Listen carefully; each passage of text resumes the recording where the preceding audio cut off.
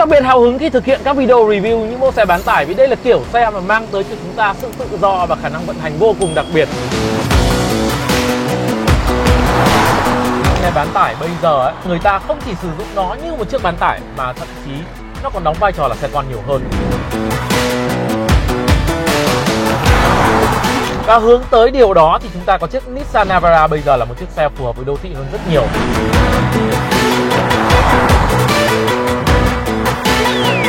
Một thiết kế nội thất bây giờ đã đẹp mắt, hấp dẫn hơn rất nhiều. Một hệ thống treo thậm chí là còn rất mới và có rất nhiều trang bị nâng cấp đáng tiền.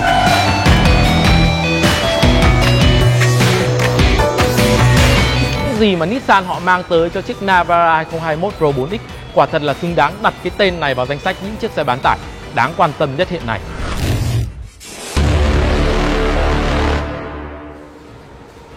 Hệ thống treo là một thứ mà chắc chắn các bạn sẽ nghe thấy ở tất cả các bài review về xe hơi. Đây là khu vực cực kỳ trọng yếu, nó quyết định tới khả năng vận hành và là nơi mà các nhà sản xuất xe hơi họ thường thể hiện sức mạnh của mình bằng cách vận dụng năng lực sáng tạo, rồi vận dụng những cái công nghệ mới nhất của xe hơi. Các bạn có thể nhìn thẳng vào cái hệ thống treo đa điểm với lò xo kép và thanh cân bằng của chiếc Nissan Navara 2021 để thấy được thông điệp từ nhà sản xuất Nhật Bản, đó là họ muốn biến chiếc xe này trở thành một chiếc xe và thân thiện với môi trường đô thị hơn, đồng thời thì nó vẫn có khả năng tải mà tôi cho là đáng kể. Chúng ta sẽ quay trở lại với chi tiết này sau, còn bây giờ thì let's get up!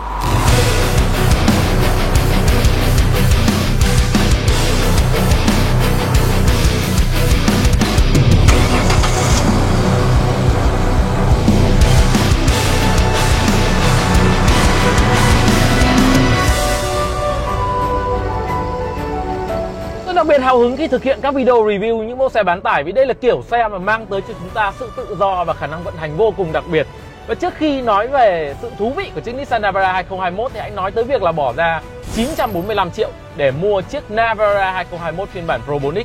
Các bạn có gì? Trước hết thì với tôi đây là một chiếc xe mà có ngoại hình vô cùng mới mẻ, một thiết kế nội thất bây giờ đã đẹp mắt, hấp dẫn hơn rất nhiều, cách âm tốt hơn đáng kể cho người ngồi hàng ghế trước. Hàng ghế thứ hai thì ngồi thoải mái hơn. Một hệ thống treo thậm chí là còn rất mới và có rất nhiều trang bị nâng cấp đáng tiền. Tuy nhiên thì đây là một phiên bản nâng cấp nên các bạn không thể đòi hỏi nó có quá nhiều thay đổi mang tính chất căn cốt được. Mà thực tế thì khung gầm động cơ 2.5 188 mã lực 450 Nm mô men xoắn, rồi hộp số tự động 7 cấp, hệ dẫn động 4 bánh, bán thời gian, chip on the fly, tất cả mọi thứ đều giống với chiếc Navara trước đây. Và cái sự tiêu biểu, cái đặc tính tiêu biểu của chiếc Navara đó là sự chắc chắn.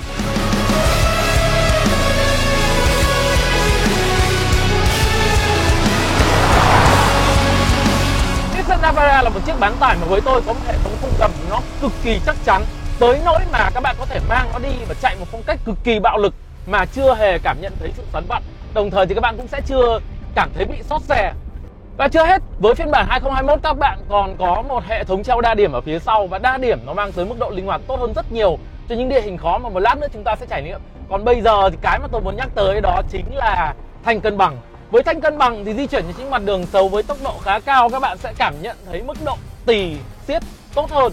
Đồng thời thì hệ thống treo của chiếc Navara 2021 cũng đặc biệt ở chỗ nó có một cái lò xo 2 tầng. Và đoạn này thì chúng ta sẽ phải chia sẻ ở cuối video. Như tôi đã chia sẻ ở ngay đầu video, đó là hệ thống treo nó đóng góp rất nhiều vào việc tạo ra các đặc tính vận hành của mẫu xe.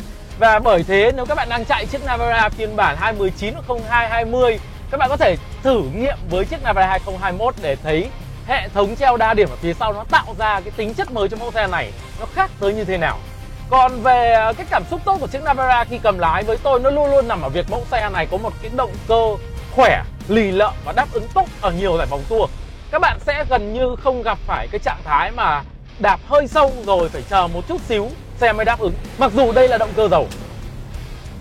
Động cơ có độ rung và tiếng ù đáng kể của Navara thì giúp cho chúng ta có cái trải nghiệm với những khung đường xấu như này một cách thoải mái hơn so với kiểu động cơ mà tôi gọi là động cơ mềm mượt.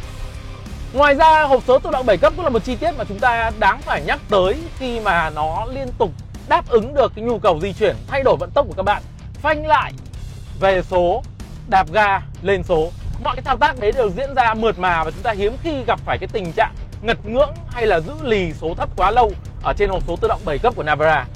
Và sự vui vẻ khác biệt thì nó còn nằm ở đây nữa. Không chỉ là có một cái thiết kế mới đâu, các bạn có một mẫu vô lăng mà bây giờ đi chậm, nó nhẹ hơn rất nhiều. Rồi cái vòng tua lock to lock hết lái của chiếc Navara 2021 bây giờ nó cũng nhỏ hơn. Hiểu một cách nôm na đó là khi mà chúng ta di chuyển trên những cái cung đường xấu, trèo leo như tôi đang cầm lái, các bạn sẽ phải đánh lái rất nhiều. Và lúc này thì việc nó nhẹ đi, nó làm cho chúng ta tận hưởng hành trình thoải mái, dễ chịu hơn. Còn với treo đa điểm thì các bạn có thể thấy là với những cái tình huống khó như này, nếu chúng ta có một hệ thống treo theo phong cách thông thường của những chiếc bán tải thì thứ mà người ngồi sau hoặc người ngồi bên cạnh phải chịu đựng đó là những cú thúc. Còn bây giờ cái mức độ linh hoạt tốt hơn của treo đa điểm nó giúp cho việc leo trèo ở đây đơn giản hơn, mềm mại hơn. Tất nhiên thì với quy mô một chiếc bán tải thì các bạn không thể nào kỳ vọng rằng nó mềm mại theo kiểu một chiếc sedan chạy trên đường bằng được. Ở đây thì những gì mà chúng ta có thể có ấy, đấy là sự thoải mái trong những cái địa hình phức tạp và không quá khó chịu cho những người ngồi sau.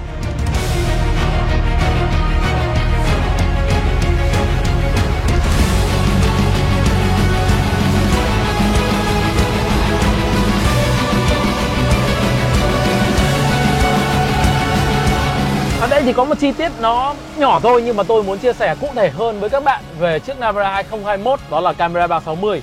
Ở mẫu xe này chúng ta thường thấy camera 360 ở trên những chiếc SUV đắt tiền hay là sedan. Còn bây giờ thì bán tải, một chiếc xe mà tôi đánh giá rằng nó giống một thứ đồ chơi của người lớn, thì chúng ta cũng sẽ cần những cái chi tiết mang tính chất tiện nghi như thế này. Rõ ràng là với camera 360 các bạn sẽ dễ dàng lách qua một cái khe hẹp và không cán là một viên đá. Viên đá này thì tôi cho rằng là Navara hay bất cứ chiếc bán tải phổ thông nào cũng không có thể trèo qua được. Điểm khác mà tôi muốn chia sẻ với các bạn về mẫu bán tải Nhật Bản đó là mặc dù khả năng cách âm, tôi nhắc lại rằng nó đã được tăng cường rất nhiều, nó rất khác biệt với chính phiên bản trước, thì thứ mà chúng ta sẽ vẫn nghe thấy đó là tiếng lạch cạch của máy dầu rồi mức độ rung nhất định. Đây là cái lựa chọn, cái trường phái mà tôi thường thấy trên những chiếc bán tải khỏe và vận hành theo kiểu lì lợm. Còn ngược lại thì các bạn cũng có thể tìm thấy những chiếc bán tải với kiểu máy mềm mượt, nhưng nó sẽ thiếu đi mức độ tức thời khi chúng ta tăng ga, rồi có thể là nó sẽ không được lì lợm khi mà chúng ta liên tục đẩy ải với thời gian dài như phong cách mà tôi đang chạy chiếc Navara.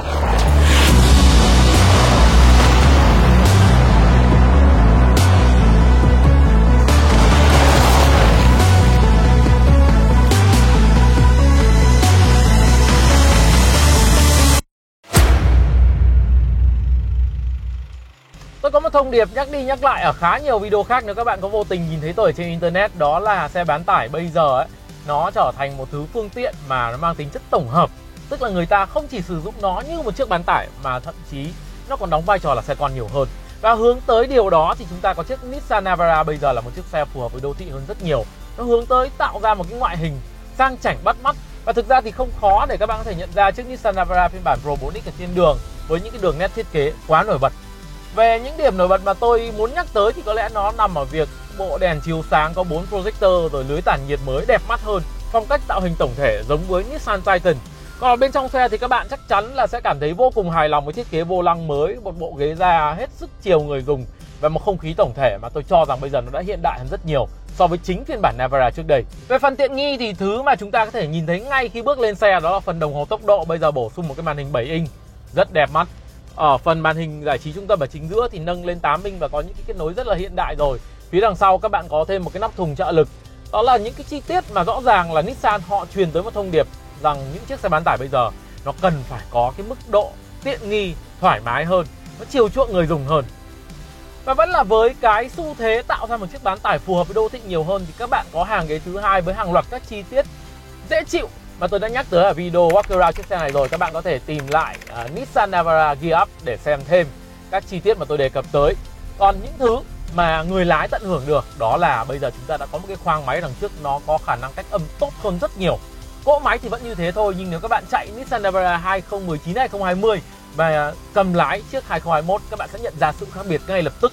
Bên cạnh đó thì kính hai bên, kính phía trước bây giờ đều là loại cách âm 2 lớp, rất dễ chịu. Về phần vô lăng thì các bạn không chỉ có một cái thiết kế đẹp mắt tân thời, mà bây giờ thì cái thứ đáng nhắc tới nhất ở nó đó là việc chúng ta đi vận tốc thấp thì độ nặng của vô lăng đã giảm đi 15%. Rồi Navara 2021 cũng có lock to lock, bây giờ là loại nhỏ nhất phân khúc, tức là các bạn không mất quá nhiều công sức để vần chiếc bán tải to lớn này trong đô thị.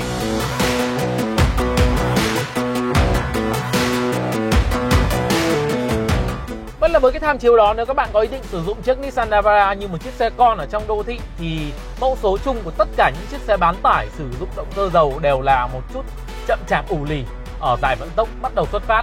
Rồi việc nó níu tua ở khoảng 2 cấp số đầu nếu người lái có phong cách xuất phát hơi nhanh một chút xíu không là điều gì quá đặc biệt cả. Nó là thứ mà nếu các bạn đang dùng máy xăng và chuyển sang máy dầu thì đây là điểm mới mà các bạn cần biết. Tuy vậy thì các bạn có chiếc Nissan Navara với hộp số tự động 7 cấp mà tôi đánh giá rằng nó vận hành rất hiệu quả. Tức là trừ khi các bạn là một người lái với phong cách chạy hơi quá vội vã thôi. Còn lại thì việc níu 2 cấp số đầu nó sẽ rất là dễ chịu và thoáng qua. Rất ít người sẽ để ý cái chi tiết này. Rồi khi mà các bạn đã bắt đầu có đà rồi thì mẫu xe của Nissan sẽ tạo ra được một cái mức độ uy lực, sự thoáng đãng, dễ chịu trong vận hành. Các cái cấp số tiếp theo của hộp số tự động 7 cấp sau 2 cấp đầu nó đều rất là mượt và không có gì đáng để bàn về cái khoảng hẫng chuyển số cả.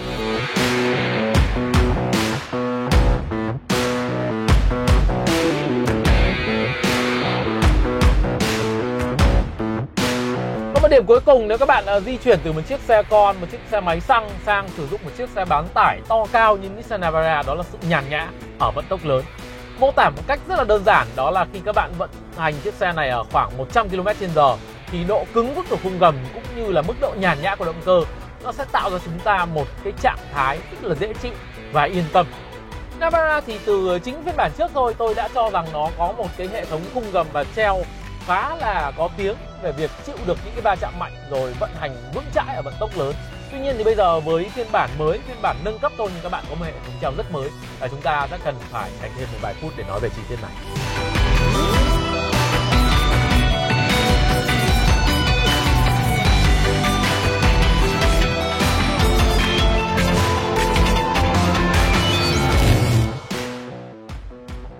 Như đã hứa thì chúng ta sẽ quay trở lại với hệ thống treo đa điểm với lò xo 2 tầng và thanh cân bằng của chiếc Nissan Navara 2021. Đây là chi tiết mà tôi cho rằng nó mang tới sự khác biệt lớn nhất cho mẫu xe này so sánh với các đối thủ khác ở trên thị trường. Đầu tiên thì là kiểu treo đa điểm. Rõ ràng là khi nhắc tới đa điểm thì cái mà các bạn nhớ nhất đó là tính linh hoạt. Nó sẽ khiến cho chiếc bán tải này phù hợp với đô thị hơn. Điểm thứ hai đó là lò xo 2 tầng. Với cái lò xo này thì các bạn sẽ có một cái kiểu vận hành mà êm ái mềm mượt khi không tải hoặc đi trên đường bằng, và cứng vững hơn khi mà đi ở trên những cái đường địa hình. Cụ thể thì ở đây thông số mà Nissan chia sẻ với tôi đó là họ tạo ra cái mức độ chống văng, chống hất của thân xe thêm 5% khi mà không có tải ở thùng và thêm 33% khi các bạn có tải là 500 kg. Và cuối cùng là chi tiết thanh cân bằng. Thanh cân bằng là chi tiết mà nó sẽ giúp cho các bạn có cái khả năng bám đường nhiều hơn, tăng cường khả năng chống lật. Như vậy thì cho tới thời điểm hiện tại, thứ duy nhất mà khiến cho tôi cảm thấy lăn tăn về chiếc Nissan Navara 2021 phiên bản Pro 4X là giá bán 945 triệu đồng. Con số giá bán thậm chí cao hơn chiếc Ford Ranger Wildtrak sẽ là một điểm mà khiến cho người ta lăn tăn khi không thực sự nhìn vào những cái giá trị mới mẻ và khác biệt của Navara. Tuy vậy thì ở điểm ngược lại, chúng ta có chiếc Nissan Navara mới sẽ vẫn là mẫu xe nhập khẩu, trong khi đó chiếc Ford Ranger sắp tới sẽ chuyển sang chỉ là lắp ráp trong nước thôi. Đây cũng là một điểm mà người ta cực kỳ cân nhắc khi mua một chiếc xe mà có giá lăn bánh ở Hà Nội khoảng 1 tỷ đồng. Số phận của những chiếc xe bán tải ở thị trường Việt Nam hiện nay với tôi quả thật là cực kỳ khó đoán, trong bối cảnh mà phân khúc này nó có sức cạnh tranh vô cùng khốc liệt và mức độ thay đổi thì quá nhanh chóng. Tuy nhiên những gì mà Nissan họ mang tới cho chiếc Navara 2021 Pro 4X quả thật là xứng đáng đặt cái tên này vào danh sách những chiếc xe bán tải đáng quan tâm nhất hiện nay.